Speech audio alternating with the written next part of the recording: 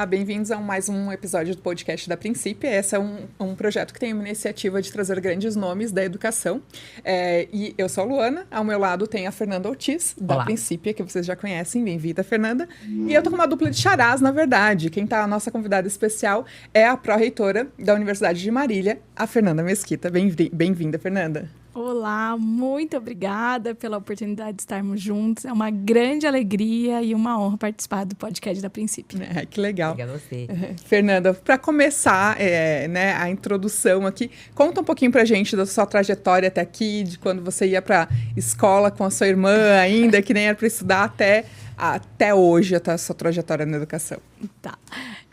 Muito obrigada pela pergunta. Eu acho que faz a gente refletir acerca de quem somos também, né? Porque a gente está sempre muito focado no aspecto profissional.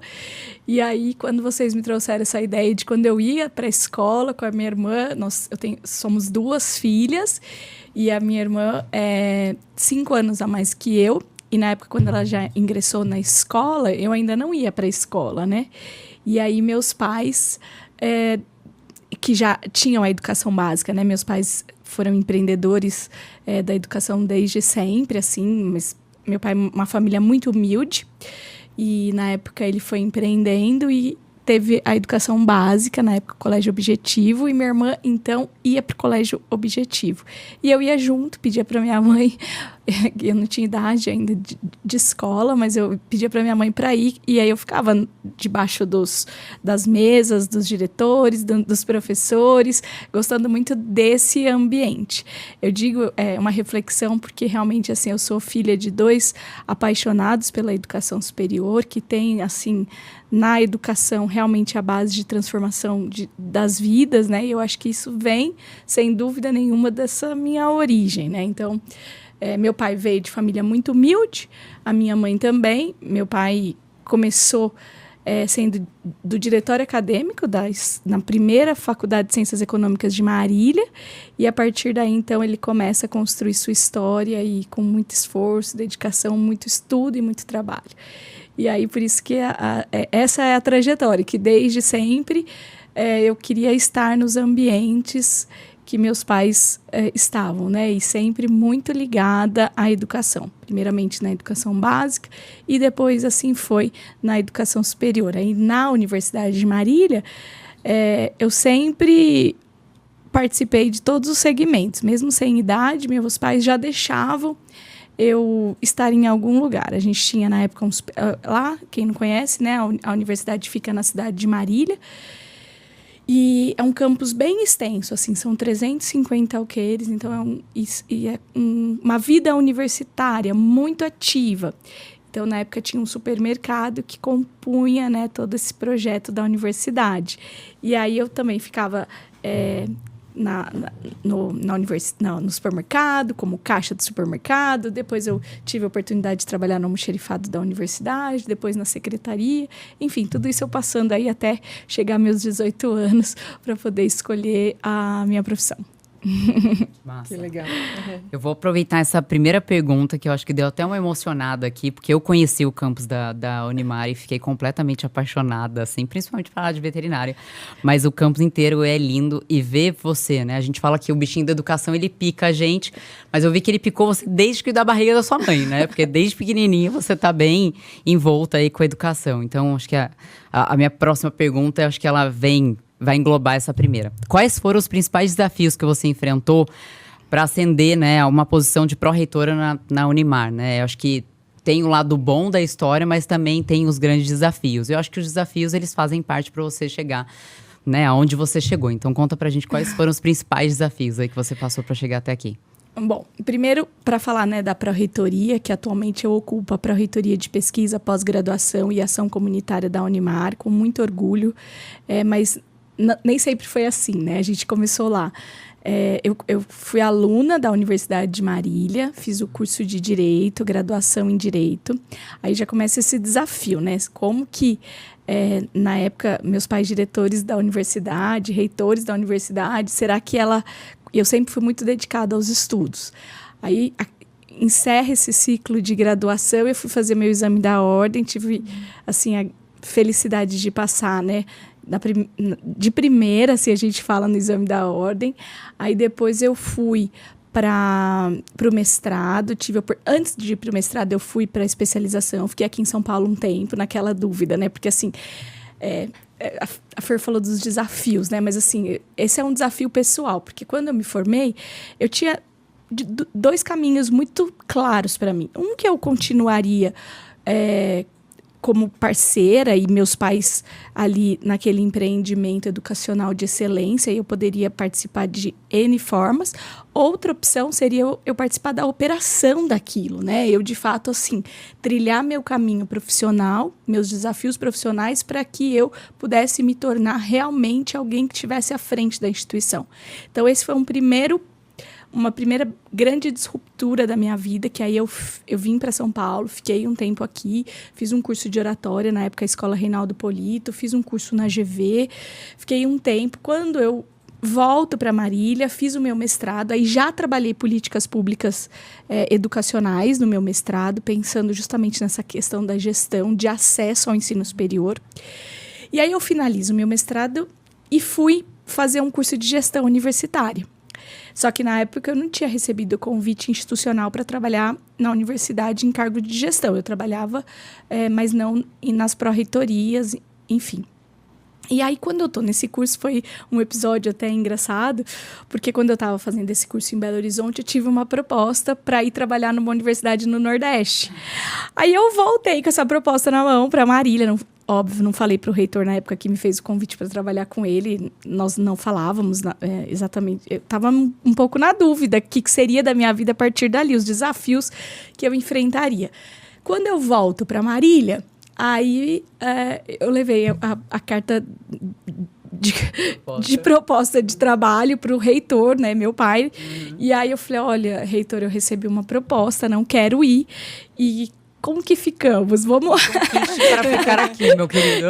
Minha prioridade é ficar aqui. Eu gostaria de participar. É claro, eu sou apaixonada. Vocês me criaram apaixonada, porque eu falo que amor é construção. Então, meus pais construíram isso, tanto em mim, quanto na minha irmã, no meu sobrinho. Enfim, eles construíram essa paixão pela educação. E aí eu também queria estar na operação da Universidade de Marília para continuar fazendo a diferença, deixando esse legado que meus pais todo dia fazem na universidade. Eu também queria fazer parte desse processo, então eu estava decidida que eu ia ficar na operação. E aí já começam os desafios. Ele falou, não, tudo bem, mas você vai continuar estudando. Eu falei, sim, não tinha a opção de eu não continuar estudando. Aí eu volto de Belo Horizonte e fui fazer meu doutorado. E aí, meu doutorado, eu também trabalho questões de políticas públicas na área da educação, mas já com foco na extensão universitária. Concluo meu doutorado e aí, então, eu recebo uma promoção validada pelo colegiado da instituição e assumo a pró-reitoria que eu estou hoje com, assim, muita felicidade, mas com muita segurança, porque meus pais realmente fizeram com que, de fato, se em algum momento eu estava idealizando trabalhar na universidade de fato, eu precisaria, então, estudar e me dedicar. Então, eu acho que foi uma grande lição, né? Acho que talvez a primeira lição da minha vida, do aspecto pessoal profissional, eu poderia escolher estar lá. Então, que a minha escolha fosse uma escolha segura, e para ser uma escolha segura, eu precisava estudar e me capacitar. Bom, então eu acho que os desafios, eu acho que o primeiro desafio dessa liderança da pró-reitoria é desafiar a nós mesmos o tempo inteiro. Isso é ótimo, né? Porque quando a gente vai se desafiando o tempo inteiro, a gente aprende cada dia mais, e o tempo inteiro eu fico me desafiando o que eu poderia fazer melhor, o que melhoraria o clima organizacional, como que a universidade poderia ser vista ainda mais do ponto de vista global, as políticas, as iniciativas. Então, isso é o tempo inteiro eu falo assim, a gente com a gente mesmo, né? Sim. O tempo inteiro. Eu acho que outro desafio é esse desafio da barreira do outro. Bom, um aspecto que não tem como negar, assim, será que a Fernanda estava lá, né? Por uma questão de realmente mérito, ou ela estava lá porque os pais são os fundadores, os pais são educadores, e é um processo natural dela estar lá, né? E aí, nossa, isso é uma tristeza, sem fim. No início eu sofria demais, mas depois a coisa vai passando enfim, aí hoje isso já não é mais um problema, até porque a gente vai superando e vindo outros desafios, né? Ô, Fê, e até desculpa te interromper, você acha que isso era um questionamento seu, ou você sentia que as pessoas também questionavam isso? Ou era uma autocobrança sua o tempo todo? Como é que será que as pessoas estão me vendo? Era mais seu ou de fora pra dentro? Eu acho que eu vou te falar que era mais meu, mas claro que tinha uma cobrança externa também, né? Assim, no dia da minha posse, eu fiquei... Acho que isso mais internamente. Por isso que a gente se cobra tanto e se desafia tanto. Porque eu fazia... Eu estudo muito para estar onde eu estou hoje. Eu trabalho com afinco, com dedicação, porque realmente, assim... as pessoas, eu estou lá enquanto profissional, né? E tranquilamente, hoje existem discussões e eu me coloco na ponta de frente e até as pessoas falam, vai despachar com o reitor que você não pode ser demitida. Não, eu falo, eu sou a primeira que eu posso sim, porque no meu caso, exatamente, eu posso ser a primeira a ser demitida, que é mais fácil me demitir aqui, porque de alguma forma eu continuo na instituição, você não. Então a gente brinca, né? Mas... acho que, Fer, tem as duas coisas, tá? Eu acho que tem uma cobrança, claro, pessoal e tudo bem. Hoje, na época, eu já sofri muito, fiz muita terapia, saúde mental envolvida, mas tá ótimo. Tem uma cobrança, mas também tem o outro, né? Que isso a gente só vai combater no dia a dia, né? Eu mostrando o meu trabalho. E eu acho que tudo bem, as pessoas no início falam, nossa, mas... Depois que eu entendi que essas duas escolhas, teria a escolha de eu continuar de alguma forma sócia da instituição, longe da operação, e a forma de eu estar na operação, e eu gostaria de estar na operação. E aí meu pai falou, não, se você quer estar na operação, você vai estudar para isso, você vai trabalhar e vai com mérito seu. Então, essa força que meus pais me deram também me fortalece, né? Sim, então, sim. Se alguém pensa... so sorry, né? Tipo, pode pensar, ok, né? Exato. E eu também, eu tenho orgulho, às vezes, que eu venho em alguns lugares e eu, às vezes, nem não falo que eu, de alguma forma, faço parte da mantenedora da instituição, as pessoas fazem um convite para eu estar em algum lugar, eu fico feliz, né? A gente se sente, assim, o reconhecimento, a gente trabalha muito, mas o reconhecimento do nosso trabalho é maravilhoso, né? Então, sim. E aí eu acho que um outro desafio é o desafio da gestão mesmo, né? Que é o dia a dia, você... hoje em dia as pessoas estão um pouco sem paciência de escutar, né? Eu acho que as grandes habilidades aí... Falo assim, hoje em dia você encontra muitas pessoas técnicas, mas as habilidades emocionais, assim, tão difíceis. Então, eu acho que esse é um desafio da minha pró-reitoria, e eu já trago para o meu dia a dia. É o desafio realmente da liderança e das pessoas, né? É o dia a dia de atuar com as pessoas, de você enxergar o potencial em cada um, você não querer que a Fernanda seja igual a outra Fernanda, a Charás, né? Até as Charás, né? E a minha liderança, a maternidade me ajudou muito na questão da liderança, porque eu tenho filhos gêmeos. E os meus filhos, criados com o mesmo amor, com a mesma dedicação, com o mesmo afinco, com os mesmos brinquedos do ponto de vista de objeto, e são muito diferentes. Eles são muito diferentes de sentimentos, de formas, de jeito. Cada um lindamente diferente, mas assim, cada um com seu estilo. E aí isso me fez assim, entender que a universidade é exatamente assim. As pessoas são diferentes. E se você tiver o cuidado de ouvir, de entender, de parar, de dar um tempo, você consegue absorver o que tem de mais lindo no ser humano, né? Então, eu acho que esse é o desafio. É o desafio do dia a dia que todos nós temos, cada um dentro das suas especialidades, e na pró-reitoria não é diferente. É lidar, né, com pessoas, entender essas pessoas, ver brilho nos olhos. Às vezes você, de repente, desloca uma pessoa de um setor para o outro e já muda muito, já é outra coisa. Então, esse é o nosso exercício diário lá. Entendi, certo. Bom, então vamos aqui para a próxima. A gente vai migrar um pouco ali para a questão da... Né, o nosso podcast ele tem como tema a liderança feminina, né? E aí, olhando as suas pesquisas, o que você fala, né? Eu falo que o LinkedIn da Fernanda, vocês não vão encontrar muita coisa, tá, gente? Mas vocês encontram matérias da Fernanda em tudo quanto é lugar. E aqui ela está na princípio para dar uma outra matéria praticamente pra gente, né? E eu achei interessante, em um dos podcasts que a Fernanda já participou, você usa o termo micromachismo. E eu queria que você explicasse pra gente o significado disso, eu achei um termo interessante, e como que você combate esse tipo de comportamento dentro da instituição. Aproveitem para ver meu LinkedIn antes do podcast, que eu vou dar minha senha do LinkedIn para Fernanda favor. Ortiz, e não vai ter LinkedIn mais lindo do mundo. Não mesmo, não vai mesmo. ser o LinkedIn mais lindo do mundo. LinkedIn do ano. Vamos ganhar prêmio. Exato. É verdade, esse parênteses, mas o desafio, né? A gente precisa dar conta das habilidades técnicas, das habilidades Exatamente. emocionais, das habilidades digitais. Então, o digital eu vou deixar para a querida Fernanda Ortiz para ela dar conta das minhas redes digitais. Farei isso com o maior prazer, porque olha o quanto de coisa essa mulher tem. Você foi ouvindo o que ela foi falando? E aí você entra no LinkedIn, você não tem absolutamente nada. Tem lá, ensino médio. Basicamente isso, ela só fez ensino médio. É um absurdo essa mulher não colocar absolutamente nada lá. A gente fica inconformado, mas a gente vai mudar essa situação, tá, gente? Após esse podcast.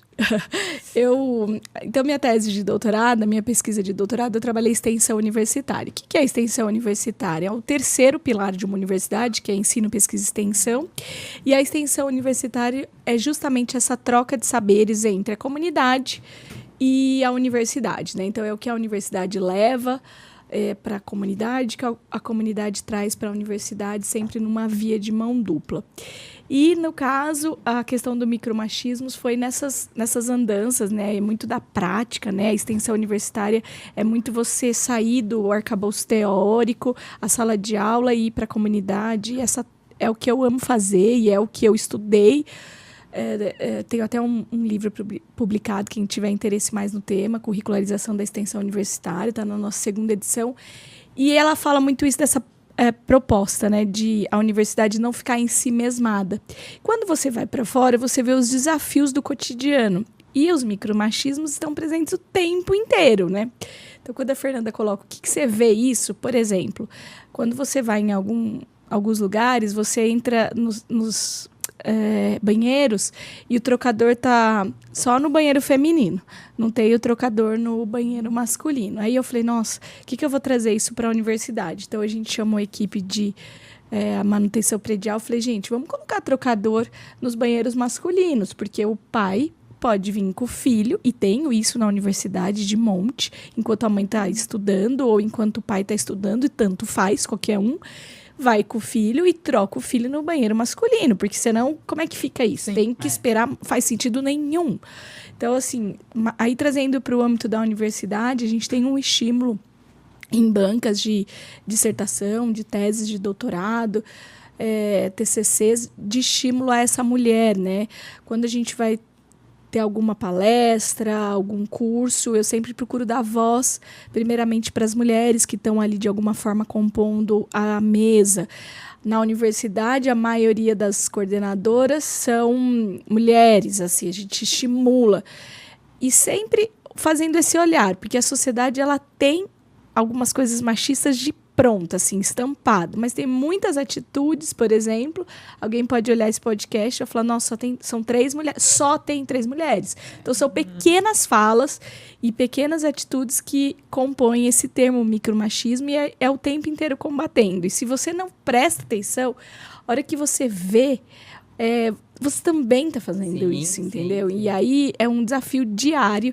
Eu tenho filhos, marido, pai, o tempo inteiro a gente vai construindo junto isso, porque sem querer acaba que a gente é da sociedade, né? Então, essa sociedade, então a gente vai nesses combates. Então, são pequenas atitudes, quando você tem a oportunidade de proporcionar. Então, por exemplo, as bancas de TCC lá da universidade também, a gente estimula que as mulheres, não por nada, mas é que elas precisam ter voz mesmo, entendeu? E aí, nesse sentido que eu trago o micromachismo. Então, sai da sociedade, vem para a universidade e vamos trazer isso na pauta da universidade, porque é na universidade talvez um dos passos aí que a gente vai emancipar e vai empoderar, não gosto, mas assim, é isso, né? É você trazer voz para essa mulher cada vez mais nessa sociedade, que por mais... E eu falo que é processo de luta, porque não adianta falar, nossa, a gente conquistou o tempo inteiro.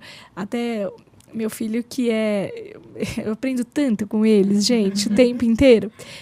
Do Dia das Mulheres, né, o Dia Internacional das Mulheres, dia 8 de março, ele chegou da escola e falou, mamãe, Arthur, eu descobri o dia que é hoje. Falei, que dia que é hoje?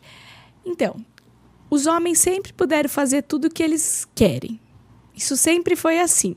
Aí, o dia que as mulheres conseguiram fazer o que elas quiseram fazer, daquele jeito falando tudo bagunçado, aí, por isso que tem Dia das Mulheres. E não precisa ter dia de homem, mas Dia da Mulher precisa ter sempre. Eu falei, eu falei, filha, é verdade. Então, mamãe, sempre tem que ter Dia da Mulher, porque a mulher sempre vai precisar ter o dia dela. Eu falei, então tá bom. Então, na inocência da criança, meu filho aprendeu que sempre vai ter o Dia da Mulher, porque é um processo de luta contínua.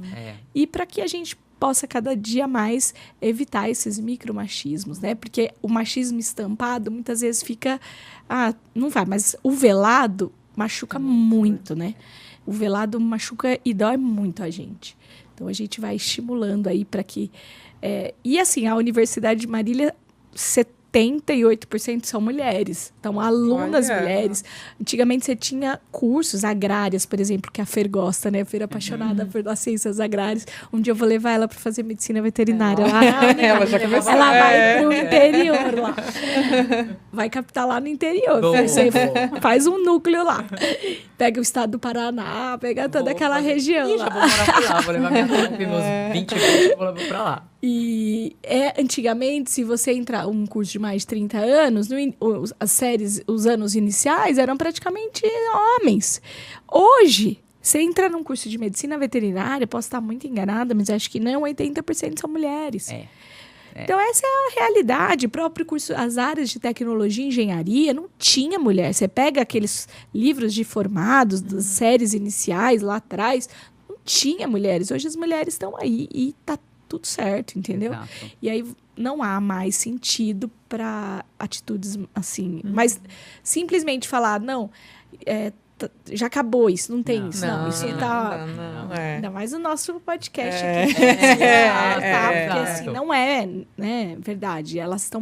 O micromachismo está presente o tempo inteiro na sociedade para justamente também querer mudar esse cenário que não vai mudar. Nós realmente aí assumimos muita posição de liderança e cada dia mais. E nós, mulheres, precisamos prestigiar as mulheres. Com certeza. Esse é outro desafio. Eu acho que esse é o segredo de tudo, assim. Na hora que a gente começar a prestigiar mais, eu acho que o movimento, ele vai, sabe? Ele vai andar um pouco mais rápido, sabe? Não ter esse negócio da inveja ou de ter competitividade e tal, não. Sabe? Admirar a outra por estar lá. Sabe? É isso, Fernanda. Eu acho que esse processo de mudança da sociedade passa muito pelo autoconhecimento da mulher. Né? Porque a mulher tem um desafio mesmo, que é assim, fazer um olhar de admiração para outra mulher. Na hora de escolher seus pares, escolha uma mulher. E assim a gente vai, né? Assim, Exato. Sempre em busca dessa igualdade o tempo todo, mas fazendo muito parte desse processo. Eu falo, a gente tem que fazer parte do processo, porque só no discurso ou só olhando de fora de camarote não vai fazer mudança, né? Exato. E até nas coisas do dia a dia, né? Ler, Muito. escutar. Às vezes, quando a gente vê no piloto automático, a gente escuta e lê muito mais homens, mas tem tanta mulher boa em tanta coisa. Arrasou. A Fer estava falando que escuta podcast no rádio. Vamos lá atrás de algum podcast de opinião de mulher, né? A gente teve nosso primeiro episódio aqui que vocês arrasaram, eu amei. E é isso, né? Uma mulher inspiração que trouxe muito conteúdo. Não tô nem discutindo se trouxe mais ou menos que homem. Isso não tem que nem vir pra pauta. Mas, assim, vamos valorizar e sentir orgulho e repostar. E acho que esse é o nosso desafio, né? E sinto muito isso também na sociedade acadêmica também. Eu acho que esse foi um dos principais objetivos. Na verdade, acho que o principal objetivo do podcast é de trazer a liderança feminina primeiro, porque esse podcast ele vai ter infinitas conversas aqui, mas a gente quis trazer a mulher primeiro porque a gente vive a educação, ela tem mudado, mas vamos dizer, eu falo pelo evento que eu fui na semana passada do CEBESP, a gente tinha 85% dos homens ainda, né? Tinham grandes mulheres lá, grandes reitoras lá, inclusive a professora Lúcia, que é a nova presidente do SEMESP, primeira mulher presidente do SEMESP, aleluia, né? Que conseguiu chegar lá com muita luta. Eu quis trazer esse movimento para o podcast para mostrar que existem grandes vozes na educação que estão escondidas em algum lugar, atrás de algum nome. Quem tem na Unimar? É um homem. Não, mas tem uma mulher muito incrível lá dentro também fazendo um movimento enorme, né? Não só a Fernanda, mas a esposa, a mãe da Fernanda, é uma mulher incrível, maravilhosa, que também, ela é vice-reitora, né? Vice-reitora da Unimar, que ela é incrível, que inclusive ela poderia até estar aqui. Vai ficar um convite aí, subliminar aí para ela. Mas o movimento que a gente quer fazer com esse podcast é mostrar que quem olhava para o UVV não imaginava que tinha uma reitora mulher lá atrás. Quem olha para a Unimar não sabe quem tem uma mulher lá atrás. Então, acho que... E olhar vocês sempre com um olhar de admiração, sabe? Falar, poxa, um dia eu quero estar no lugar da Fernanda, um dia eu quero que que esse movimento ele cresça e que a gente nunca tenha essa competitividade, né? Acho que ali no evento a gente conseguiu ver grandes mulheres, né, Lu? Uhum. E a gente cutucava uma outra, aquela ali é reitora de não sei de onde, aquela ali é não sei de onde e tal. E a gente sempre olhando como se fosse uma estrela passando. E é uma estrela, sabe? Então eu acho que é um movimento massa. Concordo com você, se a gente não cuidar, a gente mesmo comete esse micromachismo nas pequenas falas ali e tal. Eu me pego várias vezes me policiando ali para não falar umas besteiras, porque, enfim, já está dentro da nossa, acho que do nosso cotidiano fazer. Mas, enfim, esse é um movimento que, juntas, poderíamos ser muito maiores. Sem dúvida. Isso, nossa, foi bem assim. Eu vi mesmo as mesas do evento, a grande maioria...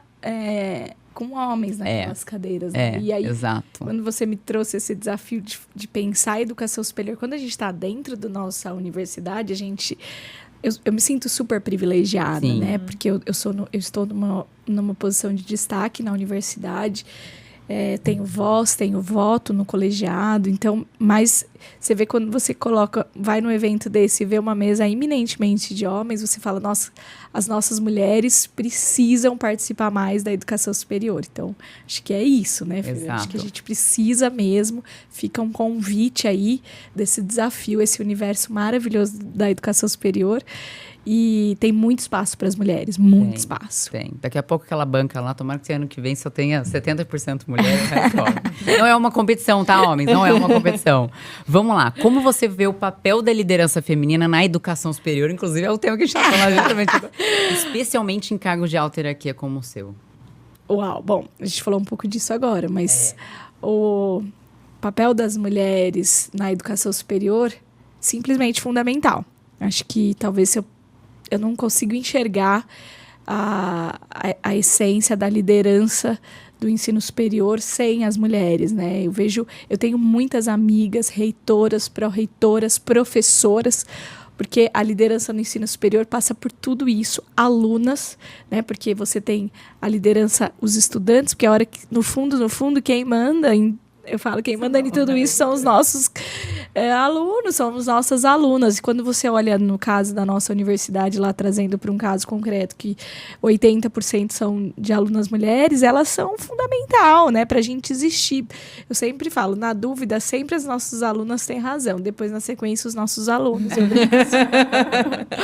Ou seja, no fundo, são os alunos, né? Exato. São as alunas que estão aí na liderança do processo, né? Então, assim, o papel da mulher é fundamental.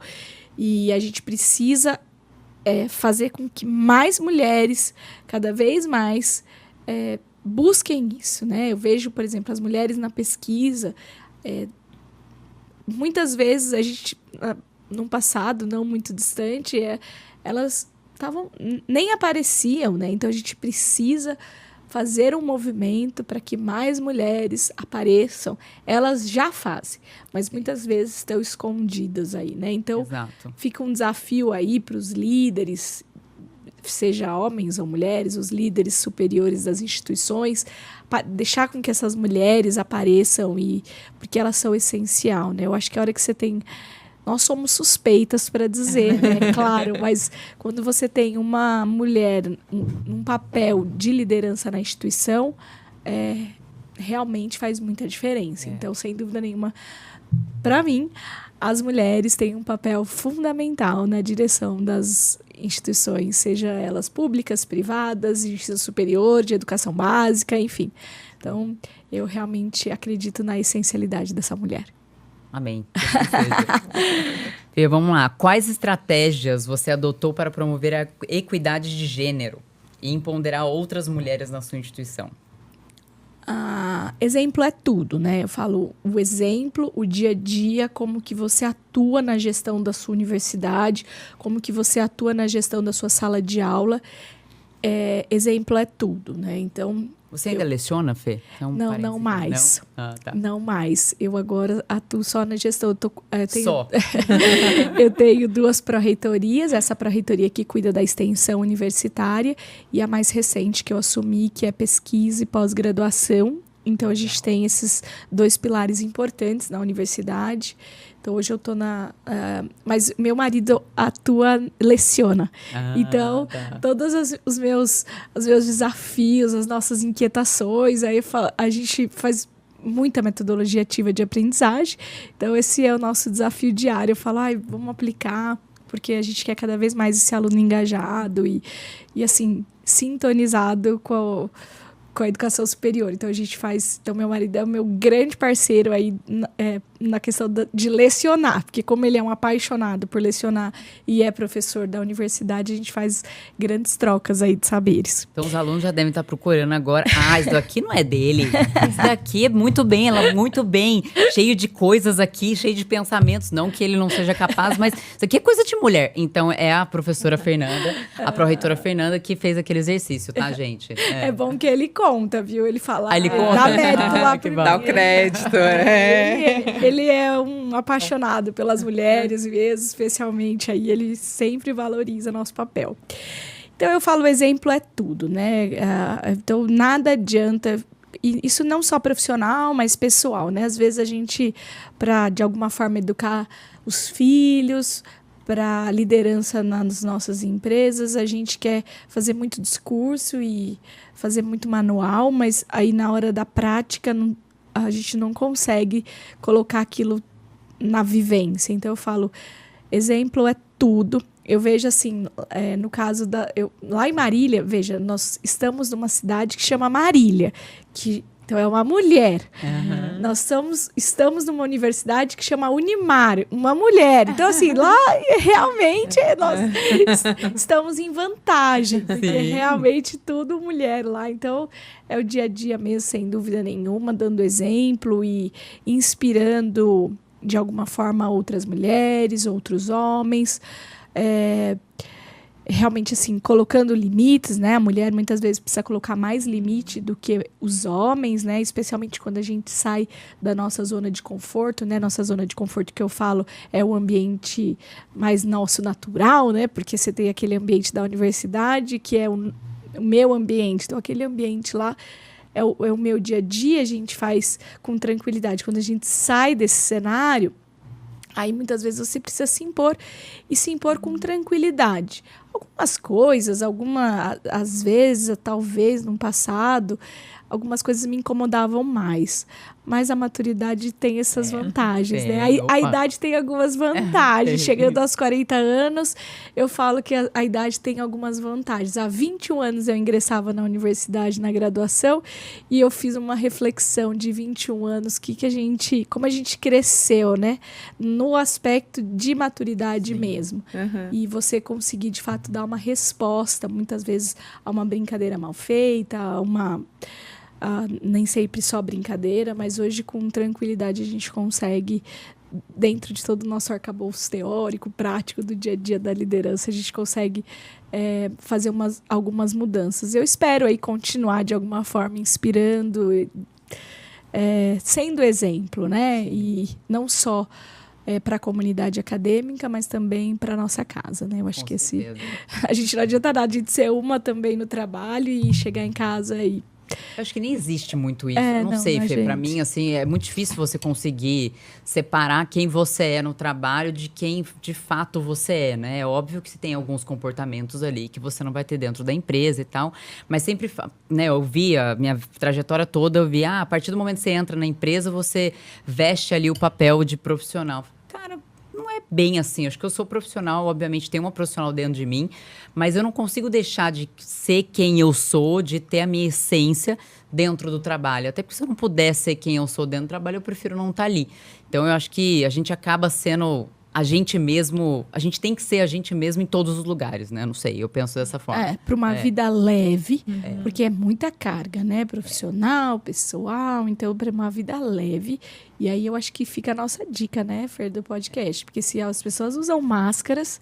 Não, uma hora é difícil bancar, né? E Não, uma hora não vai cair, dá. e é pesado demais, como você falou. É pesado demais. Então é melhor você, se você acha que está usando máscara, porque aquela máscara condiz mais com aquele local, seja de trabalho ou seja na casa, vai procurar ajuda, né? Tem ajuda para isso, procura ajuda, se fortalece. Se é isso que você quer ser, e hoje vai procurar ajuda, porque ficar a vida inteira de máscara e de aparência não dá. Exato, eu concordo. Eu sempre falo, né? O vendedor que não acredita no próprio produto, ele tem que mudar de lugar, porque não tem que vender aquilo que ele está vendendo. Porque se ele não acredita naquilo, se ele não é aquilo, se ele não vive aquilo, não tem como, não vai ter sucesso naquilo ali, né? Eu até falei no treinamento que eu dei na semana passada, falando sobre isso, sabe? Então, eu acho que você tem que tentar, o máximo, ser de verdade aonde você tá. Porque não vai durar por muito tempo a máscara, não. Eu sempre falo, assim, quando eu levo as crianças na escola, algumas coisas eu não abro mão do ponto de vista familiar, né? E levar as crianças na escola Que delícia. é um ponto que, vamos dizer assim, não tem como a gente negociar. É inegociável que eu e meu marido, a gente juntos levem as crianças na escola, porque é o momento que a gente vai construindo a educação deles e conversando com eles a respeito da educação. E se eles estivessem aqui, eu perguntaria para eles agora, qual é o melhor lugar do mundo? E eles responderiam, a minha escola. Porque desde sempre a gente vai construindo valores que a gente acredita. E eu, no caso, acredito muito na escola, na educação. Tanto na pandemia, eu levantei a bandeira na época, com bastante desafio, mas eu me posicionei que eu achava que a escola, não só ensino superior, mas a educação básica, ela tinha que, de fato, fazer muita diferença naquela sociedade que estava precisando tanto. Porque a escola, a escola é a grande transformação, né? A escola é que transforma vidas. A escola é que é a grande realizadora de sonhos. Se alguém conhece outra forma de mudança na vida, de transformação social, que não a escola, e a escola como um todo, a educação, eu não conheço. Então, eu sempre falo isso para os meninos. Eu falo, olha, se tem algo que vai fazer com que vocês sejam quem vocês quiserem ser, não importa, é através da escola. Então, sim, a escola é o melhor lugar do mundo para se estar. Por isso, aí, tanto que eles falam, mamãe, você trabalha no melhor lugar do mundo. Sim, a mamãe trabalha no melhor lugar do mundo, porque eles associam, né, a educação. E eu falo muito, né, de educação em casa, então eles associam que a escola, tanto a escola de educação básica quanto a escola de educação superior, é o melhor lugar do mundo para se estar. Então, é disso que a gente tem que acreditar o tempo inteiro mesmo. E eu vou aproveitar essa pergunta. Eu vou pular algumas perguntas aqui, porque é o gancho. Falando que a educação é transformadora, principalmente o ensino básico, que é onde começa tudo, quais os principais desafios que você identifica para a educação superior hoje no Brasil? O acesso. Acho que o acesso é um grande desafio, apesar dessas discussões que a gente vê nos planos nacionais, as oportunidades, mas o acesso ainda é um grande desafio da educação superior, a democratização do ensino superior. E o outro desafio, e não menos importante, é a valorização da universidade enquanto universidade. Aí eu vou entrar agora nos dois aspectos. Eu acho que a questão do acesso tem muito a ver também com a valorização da universidade. A universidade, isso é uma crise, ela vive uma grande crise. Não só no Brasil, mas esse é um movimento mundial da crise da universidade. Você vê hoje empresas, indústrias, inclusive formando os seus próprios os seus próprios setores, as suas pessoas, os seus colaboradores, empresas optando por criar as suas próprias universidades, algo mais corporativo, in company. Exato. Então, acho que o desafio de nós que estamos e fazemos a diferença nas nossas universidades, né? As universidades, elas precisam realmente fazer esse olhar e buscar sentido. Como fazer isso, né? Eu acho que conectando, com conexões. Não é mais possível você construir, por exemplo, uma matriz pedagógica, um projeto pedagógico de um curso totalmente desconectado com o mercado, desconectado com os setores. Então, assim, tanto que na Universidade de Marília hoje eu falo, nós ultrapassamos os 3 pilares de uma universidade. Nós somos ensino, pesquisa e extensão, que são as características essenciais, né? São o tripé para você se manter a universidade. E lá na Unimar a gente tem mais 2 pilares, que é a responsabilidade social e a inovação. Que a partir desses 2 pilares, preocupados com essa questão, não só... Por exemplo, não tem hoje como você estar dentro de uma universidade e você não discutir as questões climáticas, por exemplo. Não tem como você não estar dentro de uma universidade e você não discutir as populações ribeirinhas que tem o Brasil, por exemplo, como uma instituição nacional brasileira. Não tem como você estar dentro de uma universidade e você não discutir as inovações, os chats, a inteligência artificial, por exemplo. Não tem como. Eu não vou utilizar inteligência artificial na minha universidade porque eu quero que o meu aluno, porque senão o meu aluno vai colar. Não, veja. Não, quer que use Barça, então, né? A gente precisa... Ele vai usar de um jeito ou de outro, né? Pois então a gente precisa estar atento às mudanças dessa sociedade. E fazer um canal de escuta. O que o mercado, o que o terceiro setor, o que a indústria... Porque eu preciso... o empreendedorismo, seja nos vários pilares aí que a gente fala do pós-universidade, né? Então, preciso fazer um olhar para o meu egresso. Preciso entender, a partir do perfil do egresso, construir um projeto de educação diferenciado. Então, acho que os desafios do ensino superior, sem dúvida nenhuma, é você dar acesso, então você ir para educação básica. Então, você vai para a educação básica para dar acesso. Então, você vai mostrar o que é uma universidade, porque muitas pessoas, e eu faço isso no meu trabalho, então eu falo isso de experiência prática. Quase que toda semana eu estou ao lado de alguma escola, de algum colégio de educação básica. Eu ainda chego no ano de 2024 e tem pessoas que sequer ouviram falar de acesso à universidade. Então, a gente precisa falar sobre isso. A gente precisa ir para a educação básica, a gente precisa ir para os demais. Muita gente, a universidade não é uma opção, nunca foi, e está totalmente fora de cogitação. Então, para um país, eu vejo que o avanço do país está na democratização desse acesso, está nesse olhar do acesso, sem dúvida. Para melhorar os indicadores, eu acho que passa por isso. Então, o acesso é você estar não só na educação básica, mas através do digital, através das tecnologias, você demonstrar que você não é... Muitas vezes as pessoas veem a universidade como um grande... prestar atenção hoje que a gente fala, né? Mas assim, uma grande... algo inatingível, sim, né? Sim. E aí a gente precisa fazer esse olhar de acesso. E aí, quando você olha isso, aí por outro lado você fala, bom, aí eu também preciso fazer. Fui para a educação básica e agora eu preciso ir até lá a minha ponta, porque eu estou formando para quem? Eu estou fazendo o que para quê? Eu estou construindo um projeto pedagógico em si mesmado ou não? Eu vou abrir as portas da universidade. Eu estudei um autor que chama Boaventura de Souza Santos e ele fala que as universidades deveriam agora serem pluriversidades. Deixar essa questão da universidade de lado e trazer esse conceito de pluriversidade. Nossa, porque é abrir as portas da universidade.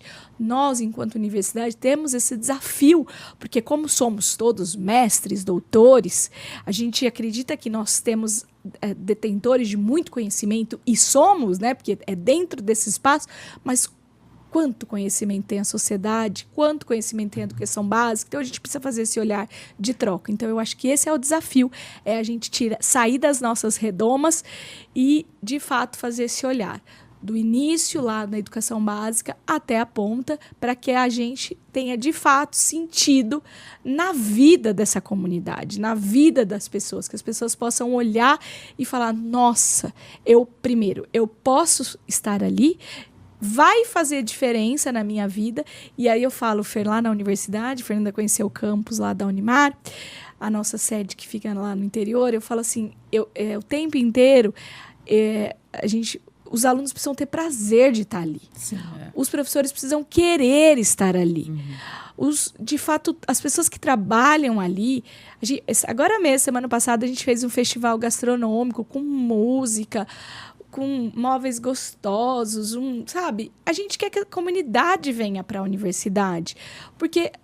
para que aquelas carteiras duras, engessadas, enfileiradas? Até porque você tem que ser um mágico para fazer uma pessoa ficar 5 horas hoje em dia sentada ali prestando atenção em alguém, né? Na Unimar, com tranquilidade, você vê sala de aula na praça, por exemplo. A gente tem muitas praças lá. Então, os alunos saem desse ambiente, da sala de aula e vai para a biblioteca. A biblioteca é vida, a biblioteca é ativa.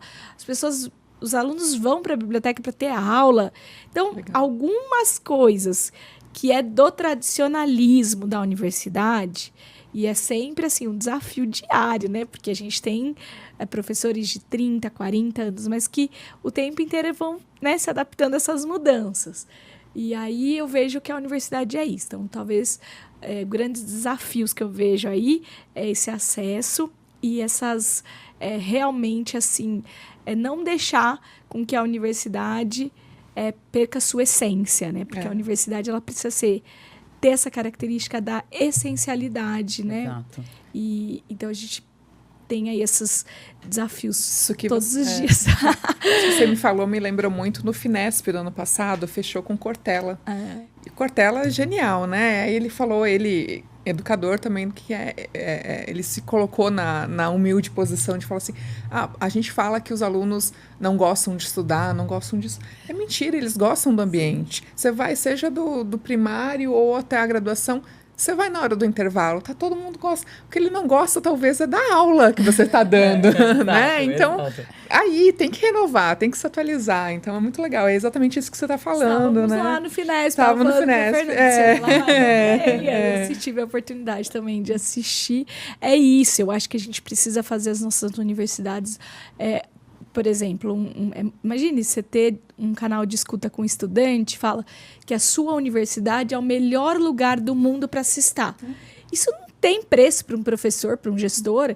Eu poderia estar em qualquer lugar, mas eu escolhi estar na universidade porque é lá que a minha vida vai fazer diferença, porque é lá que aquele professor... E a gente tem tudo isso. Eu falo, a gente tem tudo na mão, né? A gente tem os melhores professores, a gente tem a melhor infraestrutura, a gente tem os alunos e muitas vezes a gente, por uma questão do tradicionalismo, misturado com algumas questões assim, que a gente poderia aprofundar, mas assim, deixa, né? Então a gente precisa fazer esse olhar. O tempo inteiro.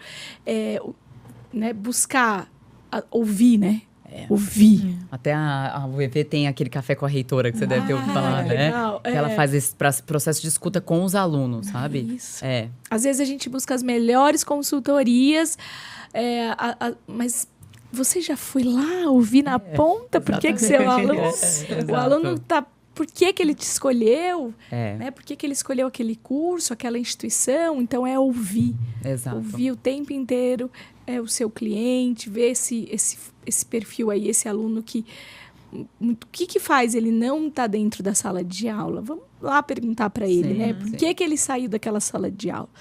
E você precisa encantar. Eu falo para os nossos professores todo dia. Eu falo, a gente precisa encantar os nossos alunos todo dia. Todos os dias. A gente precisa encantar os nossos familiares todos os dias. E viver como se todo dia fosse o melhor dia das nossas vidas mesmo, né? Acho que talvez não tenha nada mais gratificante para um professor que o aluno que sai da sala de aula fala, professor, muito obrigada. Exato. Né? Então, esse muito obrigada do estudante faz todo sentido. Eu, às vezes, eu vivo muito campus, né? eu ando muito pelo campus e eu converso muito com os estudantes, converso muito com os professores. A universidade é muito viva, tem muitos eventos, muitas atividades. E o tempo inteiro eu vejo isso. Eu falo, gente, onde a gente pode melhorar? Agora mesmo, a gente acabou de comemorar, a Unimar foi campeã na JUMED, que é um jogos... Olha que legal. No JUR, perdão, pré-JUMED eles também foram, mas eles foram no JUR, que é os jogos regionais lá. Então, os alunos se reuniram para torcer pela Unimar. Não, isso é incrível, entendeu? Então, os alunos foram lá e fizeram muito bonito. Então, essas coisas... Só que a universidade precisa valorizar, né, essas atitudes dos estudantes o tempo inteiro. Fê, eu vou aproveitar para fazer uma outra pergunta, mas antes dessa, eu ouvindo você falar, eu quero fazer uma outra. Visto que a gente tem um problema crônico dentro do ensino básico, que eu acho que nós somos o médio ali, né, os professores do médio, as escolas ali que são fortes no médio, eu acho que elas estão sendo... Eu posso até usar essa palavra, ineficientes em conquistar o aluno, em vender o ensino superior para ele, né? Então, hoje, eu acho que o aluno, ele tem muito... O adolescente, ele tem muitas opções, né? Ele pode ser influencer, ele pode ser isso, ele pode ser aquilo, ou ele pode fazer o ensino superior. E eu acho que a gente não está vendendo muito bem. Eu falo a gente porque eu também fui professora, então, nós não estamos vendendo muito bem o ensino superior. Beleza, temos esse problema. Mas quando eu estou dentro da universidade, como você falou, a gente tem que fazer ali o sucesso do cliente. Eu acho que eu tenho que conquistar o meu cliente todos os dias, né? E quem é o protagonista disso que eu sempre falo é o professor. E você, como ali líder de muitos professores, de uma nação dentro da Unimar, que dica que você daria para outras universidades para conquistar o seu aluno todos os dias, né? Então, se você pudesse... posso escolher aqui 3 coisas que a universidade tem que fazer minimamente para conquistar o seu aluno todos os dias. E já emendando essa pergunta, quais são os seus planos e metas para a Unimar? Olha, eu acho que talvez 3 dicas de uma universidade, para os líderes de uma universidade, eu acho que você precisa conhecer as boas práticas mundiais, né? Porque hoje tem muitas boas práticas. Nós vivemos a era das redes, Fer. Falo isso porque muita boa prática, não só internacional, mas nacional. Então, primeira boa dica para a liderança das universidades aqui no nosso Brasil é conhecer boas práticas na instituição, a partir das suas dores, né? Então, eu tenho uma dor, por exemplo, na grande área de humanas. E aí eu vou buscar quem no Brasil está fazendo boas práticas e vou trocar. Eu faço parte de uma rede do SEMESP, de reitores e pró-reitores, que tem como foco justamente missões nacionais. Então, a gente visita instituições e recebe instituições. Tive a oportunidade de receber vários reitores na Unimar em maio de 2023 e foi incrível, porque a gente troca muita experiência e a gente, então, passa... Olha, mas, mais uma vez, nossa... Falamos das mulheres, né? Da competitividade das mulheres e dos reitores a mesma coisa. É preciso abaixar muros e trocar experiências, né? E conhecer boas práticas e apresentar boas práticas para a comunidade também. Então, eu acho que essa é talvez a primeira dica aí. Eu tive a oportunidade de conhecer muitas boas práticas aqui no Brasil, conhecer boas práticas fora e aplicar. Então, e você ter atitude para aplicar, né? Você ter coragem para aplicar. Então, eu acho que conhecer boas práticas, atitude da mudança e coragem de implementação, porque não é tão simples, né? Você pensar que uma universidade é uma instituição secular, imutável, porque quando você... Interessante, quando você assiste filmes e séries de universidades, de escolas, você pega uma escola atual e uma escola de 100 anos atrás, as mudanças são poucas, porque você vai ver uma sala de aula e a sala de aula talvez é um dos lugares que menos mudou, né? Se você vê hoje toda a parte da indústria, do terceiro setor e das empresas, você vai ver que hoje mesmo eu tive a grande oportunidade de conhecer a sede da Princípio aqui. É maravilhosa. Nunca a gente ia sonhar que vocês fazem todo esse trabalho que vocês fazem naquele espaço com tanta tecnologia, com disruptiva, trazendo tecnologia para os clientes. Então, assim, então, se eu olhar uma empresa como a de vocês há 100 anos atrás, não seria nesse formato. Mas se você olhar uma universidade há 100 anos atrás, talvez em outras universidades de hoje, na Unimar, não, porque nós inovamos. Mas em outras instituições, talvez você tenha muita pouca mudança. Né? Então, eu acho que, assim, para a liderança, assim, talvez meu olhar seria conhecer boas práticas, porque a partir dessa rede de relacionamento é que a gente se fortalece, porque muitas vezes quando a gente está num processo de mudança sozinho, é muito desafiador. Então eu acho que essa rede de colaboração, abaixar muros, conhecer boas práticas, e hoje nós temos uma série de arcabouços teóricos que fazem mudanças de layouts de sala de aula, propostas pedagógicas, mas estando junto com alguma outra instituição, seja pública ou privada, mas com sinergia sua, isso é bem significativo. E aí, é claro, né, a questão da coragem e a questão da fortalecer, né, fortalecer laços, mas assim, sempre escutando os nossos estudantes, né, sempre escutando os nossos alunos. Que eu falo, as instituições, elas são prédios, né? As instituições são paredes, mas a grande diferença, o grande patrimônio de uma universidade são seus alunos, são seus professores. Isso é o patrimônio institucional, né? É quem, de fato, uma universidade como a Unimar, que tem 68 anos de história. Você imagine o tanto de histórias. Agora mesmo, Dia dos Namorados, dia 12 de junho, a Unimar postou nas redes sociais os casais que se conheceram aqui. Gente, eu fiquei admirando aquela postagem. Tanto de amores, de encontros, de desamores de uma universidade. É uma fase muito bela da vida, né? Eu não falo mais isso que é a melhor fase ou é a pior fase. Isso eu não falo, mas é uma fase belíssima da vida, né? Outra coisa, Fernando, que eu falo assim, às vezes eu tenho uma crítica, né? Eu falo assim, no meu tempo, era assim, então, há 21 anos atrás, no meu tempo, quando eu ingressei na universidade, eu não falo, porque o nosso tempo é hoje, né? Então, a gente, todo dia é o nosso tempo. Então, eu até brinco com os meus pais, eles falam, não, porque no meu tempo, eu falei, não, seu tempo é hoje, é agora, então não tem isso não. Então eu acho que seria isso, Fernanda, essas talvez os conselhos e dica aí para os nossos colegas. Anotaram, né, gente? É da Unimar, tá?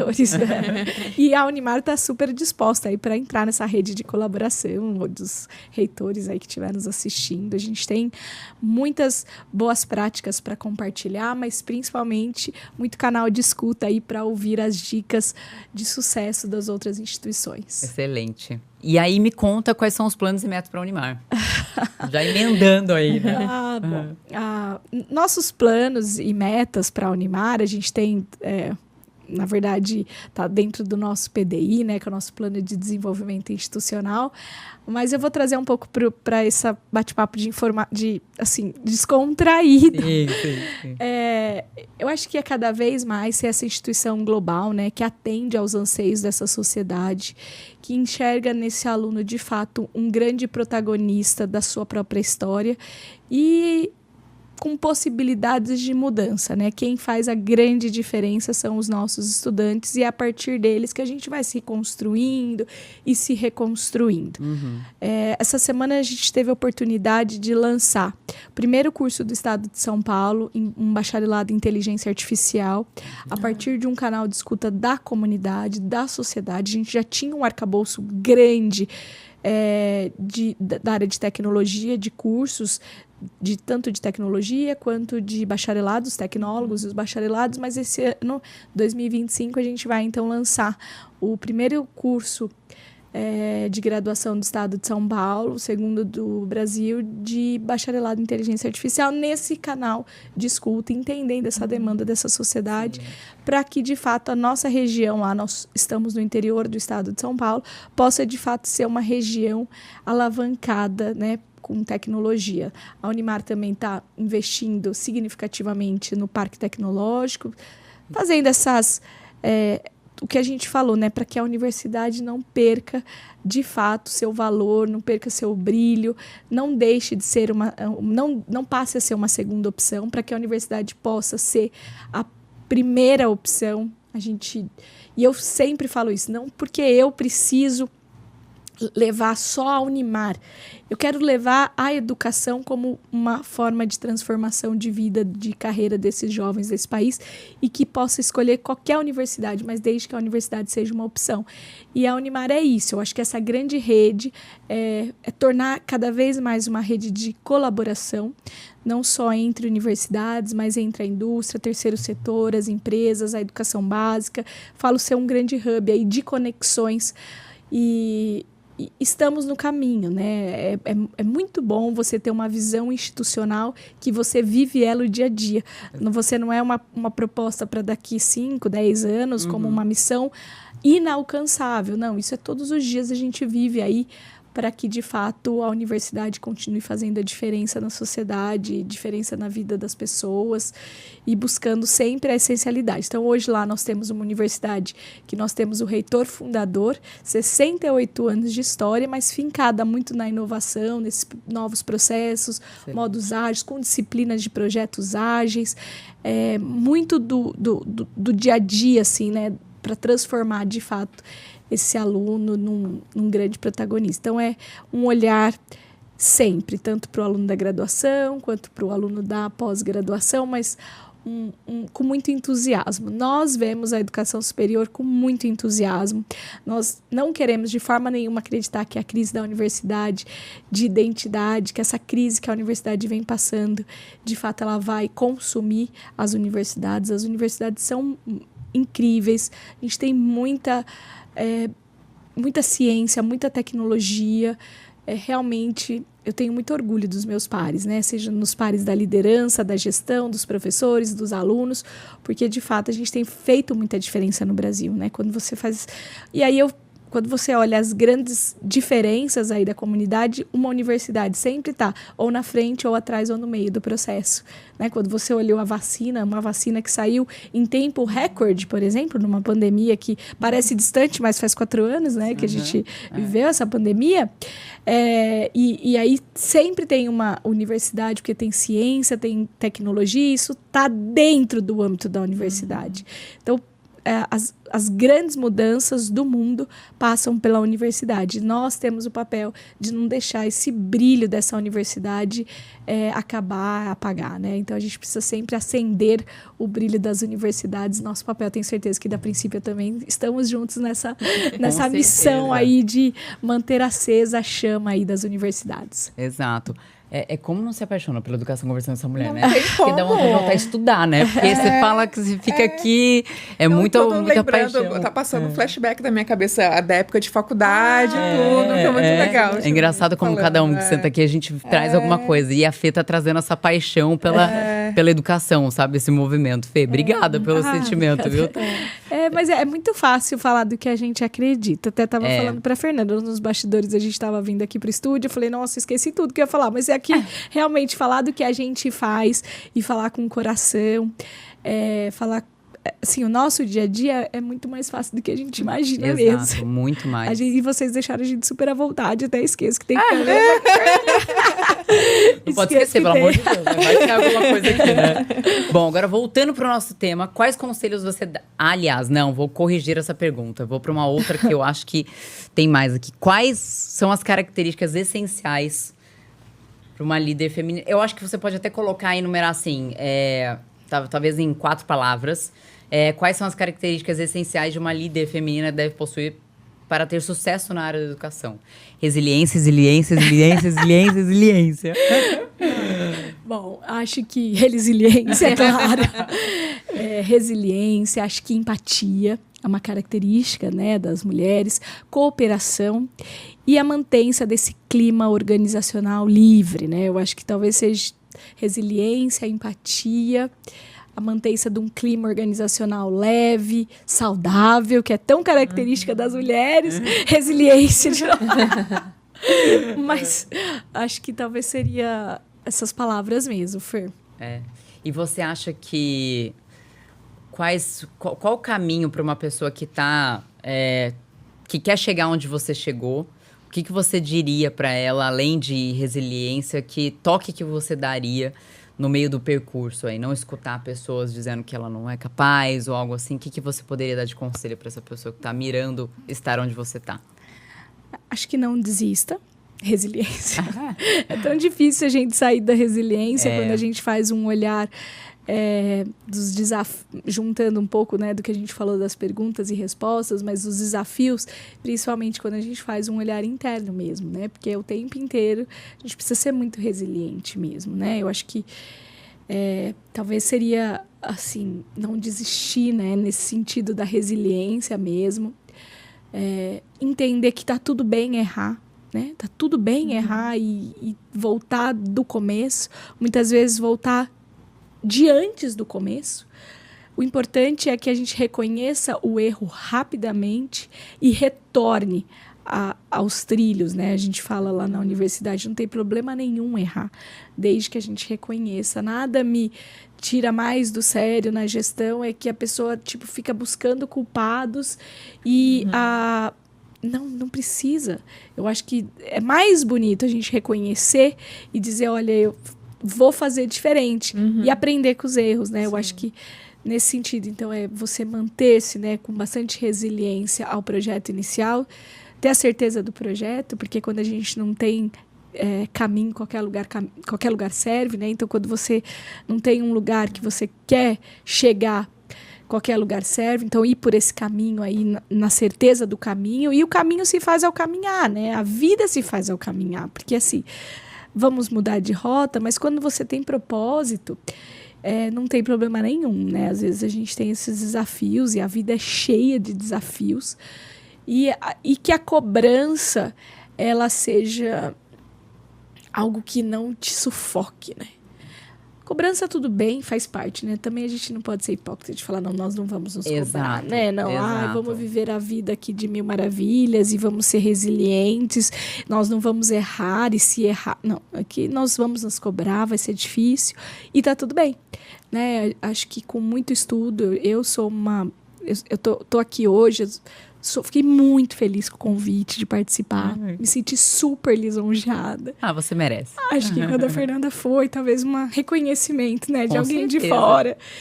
E trouxe para mim. Muitas vezes, realmente, no nosso dia a dia, a gente esquece, né, de fazer esse olhar, para o mundo, de quem somos, né? A gente esquece mesmo, porque o nosso dia a dia é cruel. O dia a dia é realmente cheio de desafios. E a rede social não é algo que tá nas minhas 10 mais deveria estar, né? Mas não tá. E aí, quando a Fernanda me trouxe mesmo, sem eu me expor tanto, né? A Fernanda me trouxe essa possibilidade de eu, de fato, influenciar pessoas, influenciar aquelas pessoas.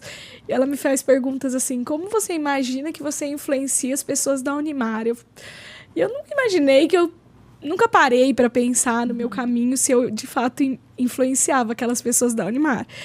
E quando eu contei para os meus pares e para os meus alunos que eu tinha sido convidada para participar dessa primeira série do episódio da Princípio ao lado de mulheres incríveis que eu já admirava, eu fiquei, nossa, muito feliz.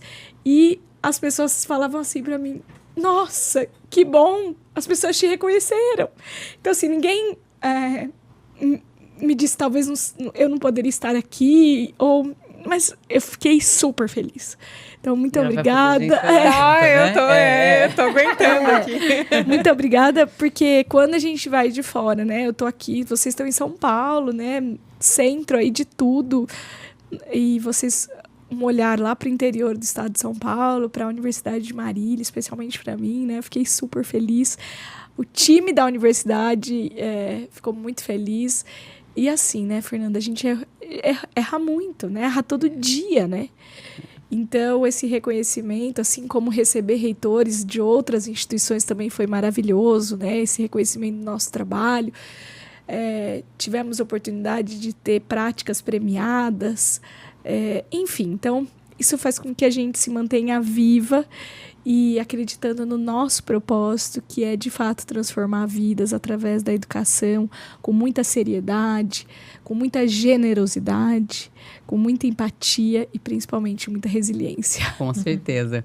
Até emocionou a gente aqui e até retribuindo as suas palavras, né, de agradecimento, gente, até dando um contexto de como eu cheguei até a Fernanda. A princípio, ela tem um produto específico, né, financeiro, mas, como eu falei, a gente estava buscando, eu sempre fazendo reuniões, sempre com homens, e eu falei, não, gente, mas tem mulheres aqui, eu preciso encontrar essas mulheres, né? E a gente faz uma seleção bem criteriosa, eu e a Lu, para ter essas mulheres aqui, e eu cheguei até a Fernanda. E é engraçado que, né, em momento algum eu consigo te vincular. Você faz um trabalho tão incrível e você vende educação com tanta paixão, Fernanda, que desde o primeiro momento que eu entrei na Unimar e fui fazer a pré-entrevista com você, que era para ser 1 hora, eu fiquei quase 3 horas com ela lá na sala. Você conseguiu criar uma imagem tão bonita e tão forte dentro da Unimar que eu não consigo nem lembrar que você é da família da Unimar, sabe? Eu acho que a Unimar tá dentro de você com uma paixão que é sua, né? Eu acho que você herdou aquilo, mas você fez por merecer tudo aquilo, sabe? Eu acho que você fez um trabalho tão incrível de desvincular que eu não consigo nem pensar em ser, não, o pai da Fernanda, não, é o reitor e a Fernanda, né, é a pró-reitora ali. E é apaixonante a forma que você vende, que você tá vendendo a educação pra gente. Nós somos da educação, mas é tão bonito, você tá fazendo um papel tão incrível que a gente que se sente lisonjeada de conseguir entrevistar você aqui, sabe? Que você consiga inspirar outras pessoas, né? Com esse seu jeito, com esse seu olhar e com essa sua... Você tem vigor para falar de educação, você é jovem e você é uma das pró-reitoras mais jovens que eu conheço e talvez do Brasil, né? Então, que você consiga vender isso para outras pessoas. Eu falo vender é propagar, tá, gente? Não é vender, é propagar. É com esse brilho, com essa alegria e com essa... É muito honesto, é muito genuíno a forma que você vende. Então, tá sendo um presente mesmo ter você aqui. Muito obrigada mais uma vez. Estamos quase encerrando, mas tá praticamente encerrando, porque eu já tô quase nas lágrimas aqui. Não, eu tenho certeza que quem tá em casa vendo a gente também tá sentindo isso, porque não é possível não sentir essa energia. Então, eu que te agradeço, né? Nós quem agradecemos, a princípio, quem agradece aqui essa honra de ter você aqui como entrevistada. E vamos para a última pergunta, né? Infelizmente, poderia ficar conversando com a Fernanda 10 horas aqui. Como a sua experiência pessoal, você falou, poxa, eu tenho filhos, eu tenho gêmeos, eu faço terapia e tal. Como que a sua experiência pessoal influencia a abordagem na sua liderança? Tá difícil aqui. Eu acho que o que você falou, Fernanda, e com essa pergunta final, assim, lá na Universidade de Marília, a gente é uma família mesmo. Então, nós somos uma família de fundadores que, ao mesmo tempo, foi se profissionalizar, né? Foi estudar, foi se capacitar. Então, por isso, talvez, essa abordagem que você fala da distância, né? Da questão familiar com a profissional, porque é assim que as empresas familiares vão ter sucesso, não tem outra forma, se elas não afastarem nessa questão familiar do profissional. Mas, por outro lado, a gente não deixou a essência da família se perder na nossa instituição de ensino. Então, hoje nós somos, sim, a família Unimar, pessoas que têm, de certa forma, um laço, seja um laço familiar ou um laço acadêmico, de alguma forma tem história. Quantas e quantas pessoas eu tranquilamente saio nos corredores da universidade, da cidade de Marília, que é uma cidade relativamente pequena, vou para outros estados, tenho orgulho de dizer que eu sou da Unimar, porque a gente tem um trabalho sério, porque a gente tem um trabalho firme, um trabalho com excelência, um trabalho que realmente valoriza a qualidade. Então, com tranquilidade, a gente tem isso porque é como família mesmo, né? Com desafios da família, mas principalmente com os sabores deliciosos de uma família. É assim que somos lá da Unimar. E o meu dia a dia, eu falo assim, que se eu conseguir passar para os meus filhos essa grande paixão pela educação que meus pais passaram, eu já serei a melhor mulher do mundo, a pessoa mais feliz do mundo. Que meus filhos, eu tenho certeza que serão muito melhores que eu, mas que tenham na educação, de fato, a grande mola que transforma qualquer vida. Então, a gente quer isso, né? E a partir daí eu levo o que eu tenho em casa para a minha vida profissional e o que eu tenho na minha vida profissional em casa. Se a gente for parar para pensar, a gente não consegue separar. Eu desconheço uma mulher que consiga separar o profissional do pessoal, porque é impossível. Por isso que quando a gente fala que esse canal de escuta das mulheres e a gente tem a sensibilidade do nosso dia a dia na liderança da universidade, entender, porque muitas vezes se aquela mulher está com um desafio em casa, ela vai levar aquele desafio para o trabalho. E muitas vezes, quando ela está muito feliz em casa, ela também leva essa felicidade para o trabalho. E aí você pode ter performance, você pode ter aquela melhor sala de aula. Então, isso é a grande magia, a grande delícia de trabalhar numa universidade. Eu não conheço outros lugares para trabalhar, mas a universidade, sim. E, em especial, a Universidade de Marília é uma grande família. A gente é a família Unimar, é onde a gente lá descobre, se redescobre, constrói, se reconstrói. E hoje... eu falo que assim, a gente torna-se quem a gente mais temia, os nossos pais. E hoje eu me tornei meus pais, de certa forma, meu marido, meu grande parceiro nessa grande jornada da vida, né? E a gente se tornou quem eu mais temia e queria ser, que são as minhas inspirações diárias, meus pais, que são os fundadores, atuantes, presidente da Mantenedores. E realmente é isso. Então, todo tempo, por exemplo, que eu posso, eu vou passando um pouco dessa vivência para os meus filhos, mas principalmente mostrando para eles a delícia que é e a forma com que a educação deve ser valorizada no nosso país. Então, nada adianta a gente vir aqui fazer um discurso se na prática a gente não está fazendo isso, né? Então, meu dia a dia é esse. Esse é meu propósito da minha vida. Você pode me ver em casa, no trabalho, no lazer ou, de fato, profissionalmente, eu vou ser sempre essa Fernanda e, mais uma vez, assim, super emocionada de estar aqui. Muito obrigada pela oportunidade, Lu, Fernanda, foi maravilhoso. Não sei se era isso que a gente estava imaginando. Foi muito melhor, né?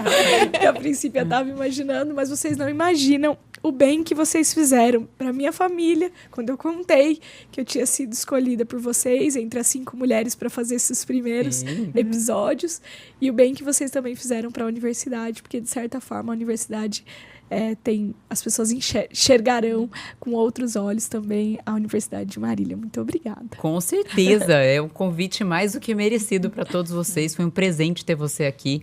Muito obrigado, foi muito mais do que a gente esperava, eu acho, aqui como hoster desse podcast. Obrigada mesmo, e eu acho que assim, Fê, quando você fala...